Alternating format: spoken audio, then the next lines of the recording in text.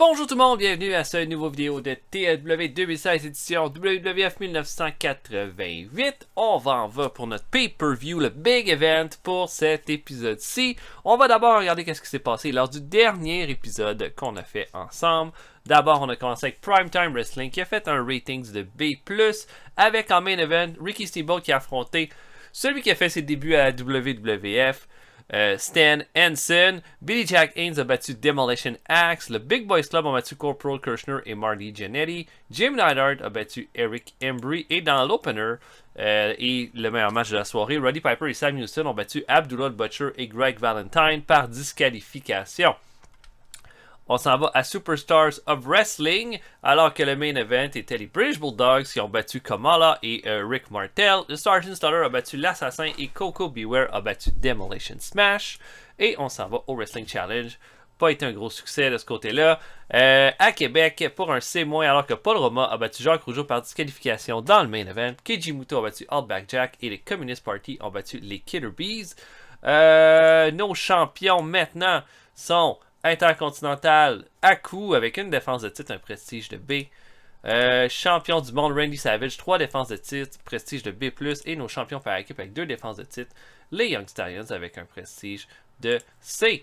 On en va la carte de notre pay-per-view maintenant. Main event, Randy Savage affronte Roddy Piper, Ricky Steamboat va affronter Honky Tonk Man, Haku contre Bam Bam Bigelow, Tito Santana contre Dino Bravo, British Bulldogs et Adrian Adonis British Bulldogs contre Adrian Adonis et l'Undertaker, Bret Hart contre Jim Neidhart, les Young Stallions contre les Rougeaux pour les titres par équipe, les Fantastics contre Ted DiBiase et Lanny Savage, Billy Jack Haynes contre Big Boss Man, Jim Duggan et Jake Roberts contre le Communist Party, Coco Beware contre Black Bark et Sgt. Slaughter, Sting et Hogan contre le Big Boys Club. C'est une intéressante carte. Je pense que ça devrait être un de nos bons pay-per-view aussi. Et j'ai un feeling que mon show stealer va être Ricky Steamboat contre Honky Tonk Man. Qui est définitivement, là, je veux dire, Steamboat a été en feu dernièrement, mais je pense que ça va être possiblement le meilleur combat de la soirée.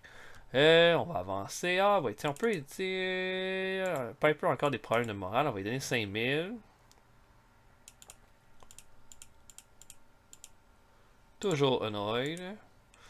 Pas Sika parce que Sika s'en va dans 3 mois et le BGM s'en va aussi bientôt. On va donner quelque chose à Lord Alfred Hayes.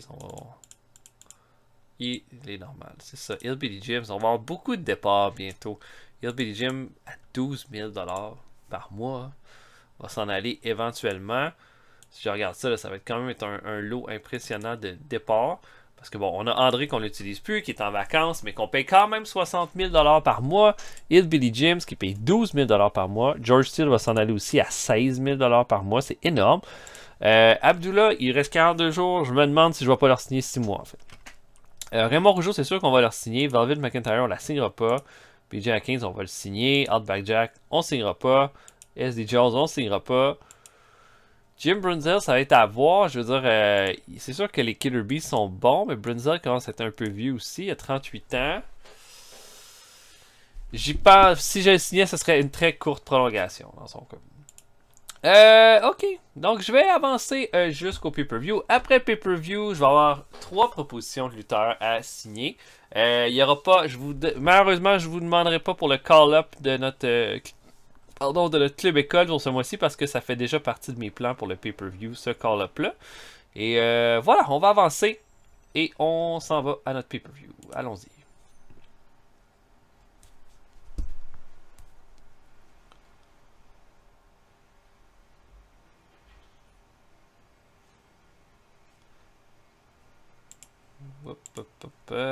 Ok. Oh, le Road Warrior Hawk est rendu ripped. Je vous dirais qu'il était déjà vraiment ripped. Je comprends pas trop ça. AWA a fait son show. Le main event, Jerry Blackwell et Hercules Ayala contre Dick Slater et Rip Oliver. Ils ont fait un bon show dans les circonstances. Jim Crockett, B-, Rick Rude contre Chavo Guerrero au main event. Dennis Condrey a battu Vladimir Petrov pour le titre télé. Pour garder le titre télé, Jimmy Valiant a battu Spike pour garder le titre des États-Unis et Ric Flair a battu Chris Champion. Mais aucun angle, juste de la lutte. Alright. Pas l'air d'avoir grand chose d'intéressant à ce niveau-là. Ok, notre broadcaster. On va voir si on pourrait pas avoir un broadcaster autre que États-Unis pour nos pay-per-view. Ok. Steve a donné des trucs de micro à Sam Houston. A donné des trucs de selling au Brooklyn Brothers. C'est excellent, ça. Excellent. Ok, bon, j'y vais. Pas au hasard, mais... un peu. Disons Piper. On va essayer de trouver un body pour Piper.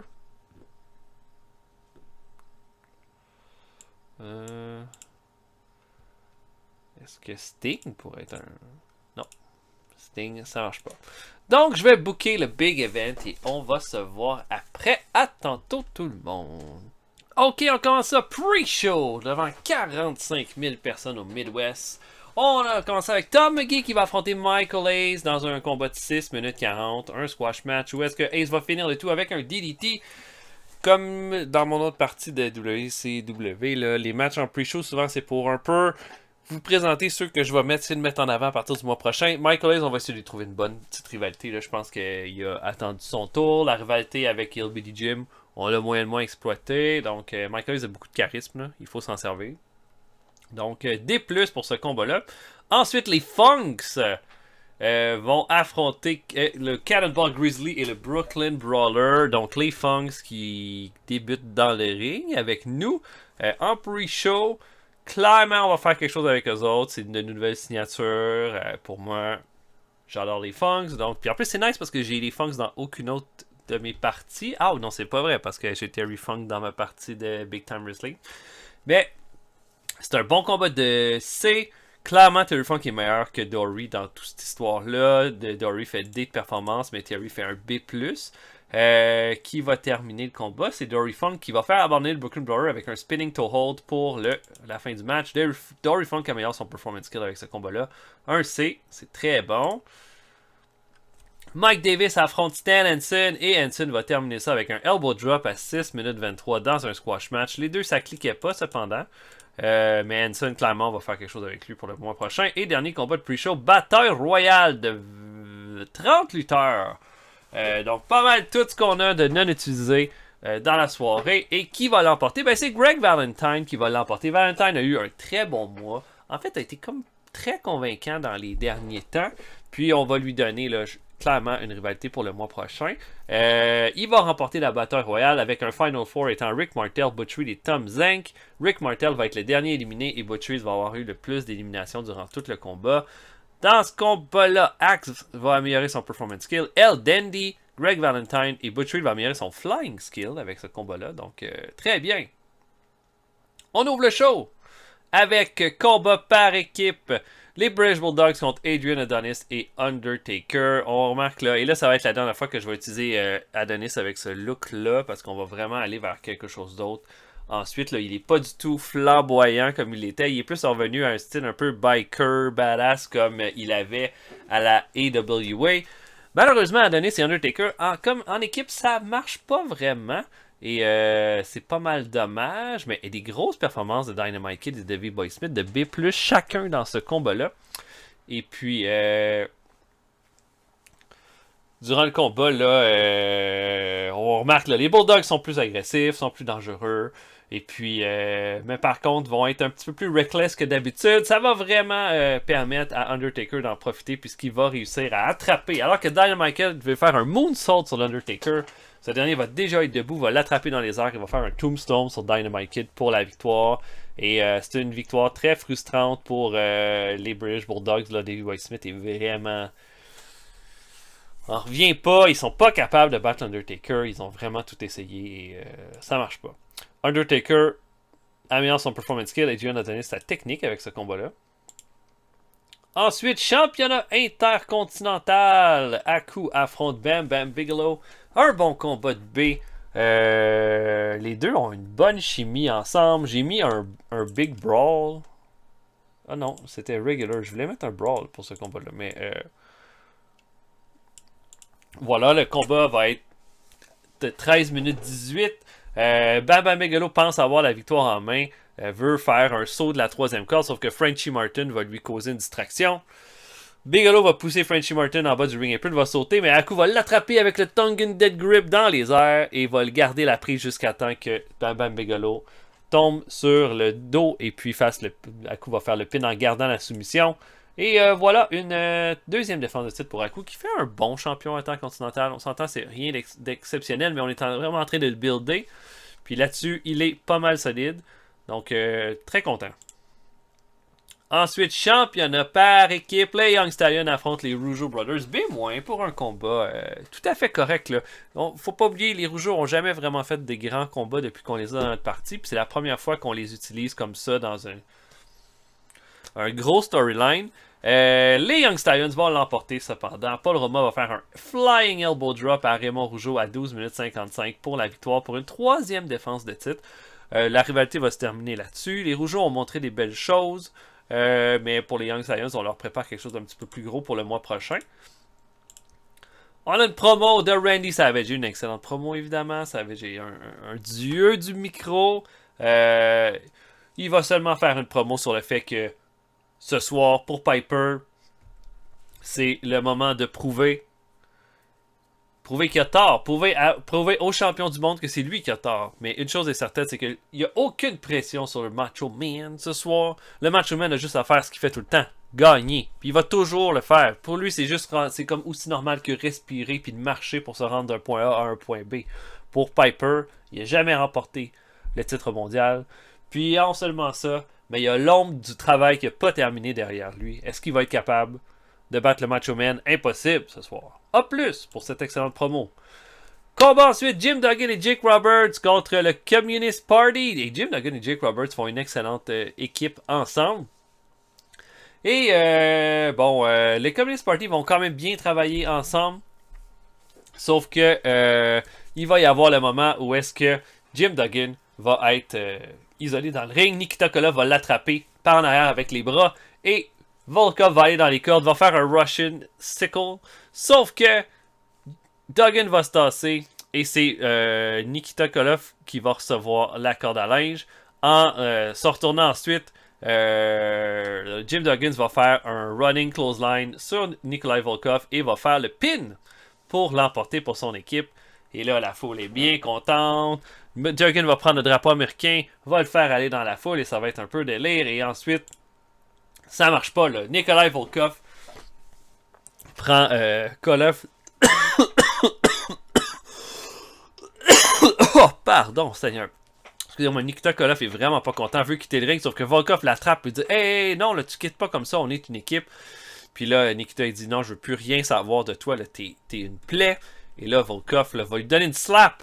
Et là, Nikita Koloff, beaucoup plus gros que Volkov, va regarder comme va le prendre par le Goosey Pipe. Va le soulever. Va soulever Nikita Koloff à bout de bras et va le lancer en bas du ring pour une énorme ovation. Nikita Koloff fait officiellement son face turn avec nous. Ça faisait tellement longtemps que je voulais faire son face turn. Le timing était jamais bon, mais là, je pense que c'est parfait. Puis ça va nous faire un bon main event face de plus. Ensuite, Jim Neidhart affronte Bret Hart.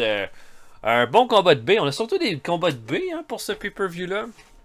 Et on a beaucoup de combats avec des mid-carder, en fait. Je pense que c'est ça ceci explique cela. Bon combat entre les deux lutteurs de 15 minutes 17. Jim Neidhart a la victoire en main. Non seulement il a la victoire en main, l'arbitre est down.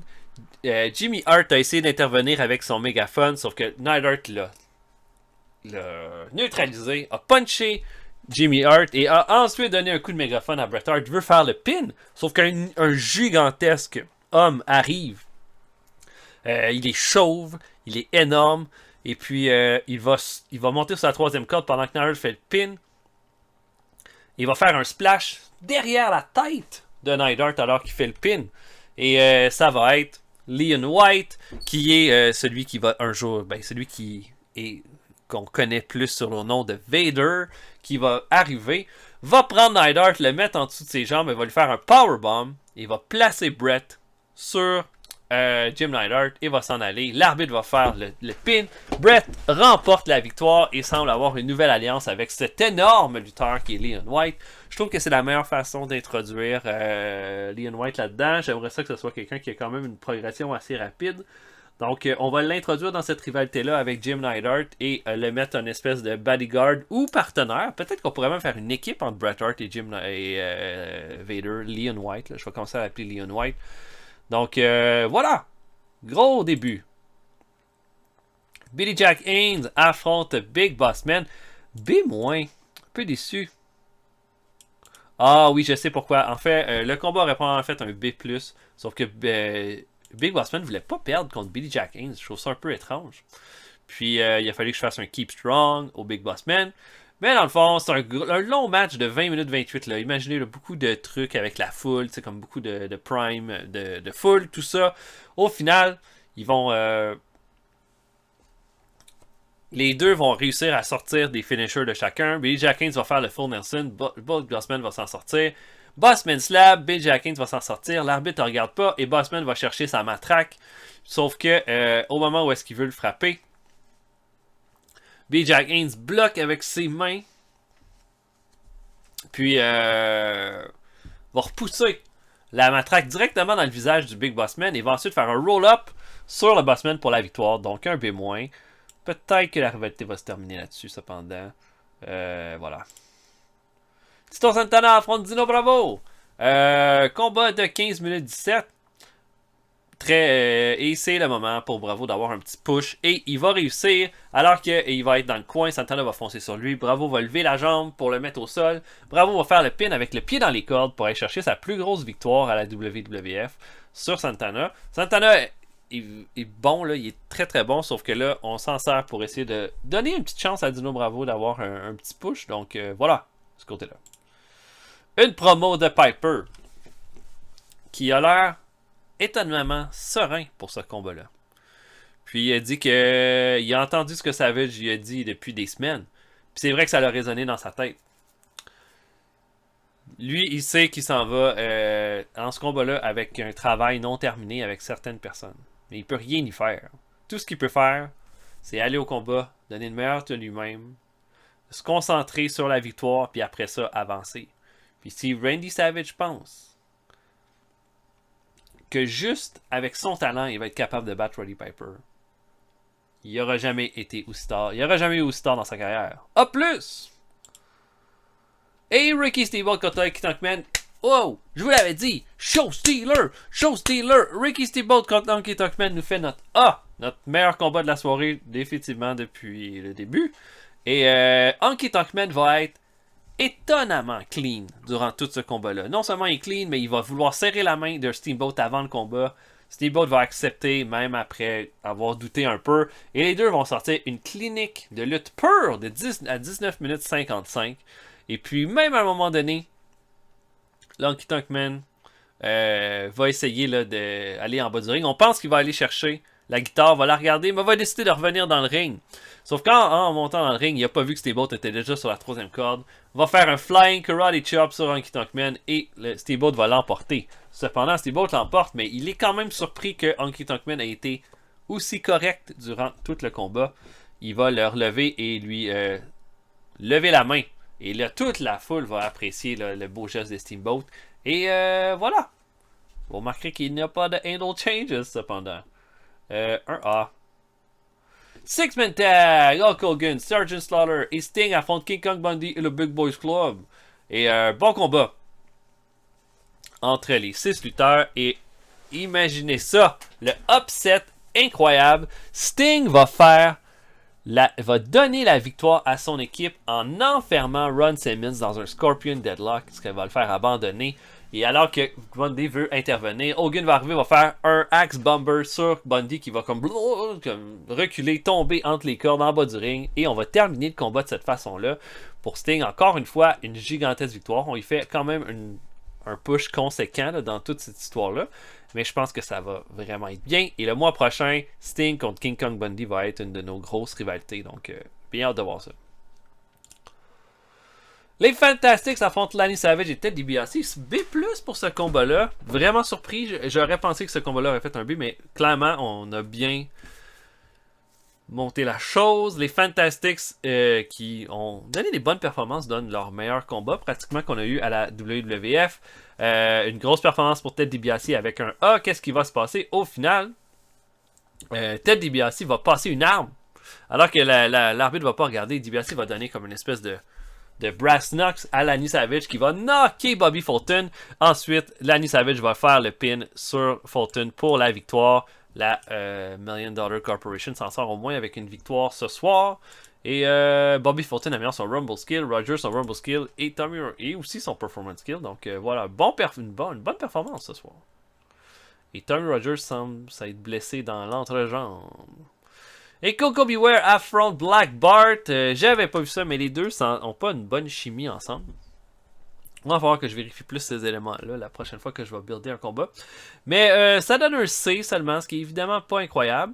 Mais au final, qu'est-ce qui va se passer? Coco Beware va faire un Bird Buster à 13 minutes 37 et va l'emporter pour une victoire. Là. Donc ça lui donne un petit... C'est une victoire dans une rivalité qui n'a pas été mauvaise, mais clairement, là, le fait que le combat à la fin n'a pas été digne, c'est dommage. Et oh, B+. B+, seulement pour notre main event, j'avais vraiment pensé comme un A. J'avais même espérance d'un B+. D'un A+, mais voilà. Ça fait seulement un B+, entre Savage et Roddy Piper. Un très bon match pendant 21 minutes 26 pour une 4e défense pour Savage. Cependant, Piper va être extrêmement impressionnant. Et puis, durant tout le combat, va être focus. Hein. Tout ce que Savage a dit qu'il ne serait pas, Piper l'est ce soir-là. Hyper focus. Semble être comme un pas, 2 pas en avant de Savage toute la soirée. Et puis, Hardy Race là, va même arriver aux abords du ring et Piper ne va jamais le regarder. Durant tout ce temps-là, il va continuer et ça va presque insulter Hardy Race. Il est comme, hey, voyons. Et puis, Piper va même réussir à enfermer Savage dans le Sleeper Hold. Et Hardy Race va monter sur le ring apron pour pour que l'arbitre là, soit distrait. Ça va permettre à Savage de faire un low blow avec la jambe arrière. Et il va ensuite monter sur la 3e corde pour un elbow drop pour terminer le combat. Piper a beau tout avoir essayé. Hardy Race a vraiment gâché sa soirée. Et ça va se terminer là-dessus. B+ pour le show. Je suis déçu quand même un peu, mais ça va. Je veux dire, c'était pas horrible. Là. On avait beaucoup de mid-carder dans ce show-là. Ok. La meilleure note. La meilleure note revient à Ricky Steamboat qui va avoir une grosse performance. Savage a fait une bonne performance. J'ai le goût de dire, hey, tiens, Lanny Savage, ben, Ted DiBiase a été vraiment bon. Bonne performance. Ricky Steamboat est content. Lanny Savage est très content. Ted DiBiase est content. Ok.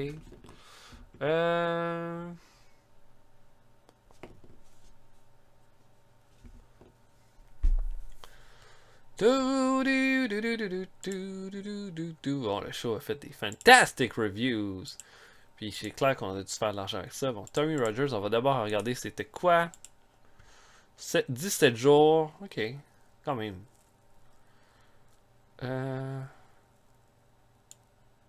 Puis la suspension de Don Muraco se termine dans 3 jours. À considérer. Ok. C'est bon, c'est bon. On a-tu fait des sous ce mois-ci? Ok, on en a fait. On en a fait moins que d'habitude, par contre. On a payé plus pour nos workers, clairement plus. Là. Fait que ça va baisser éventuellement. Ça, ces montants-là. Ok.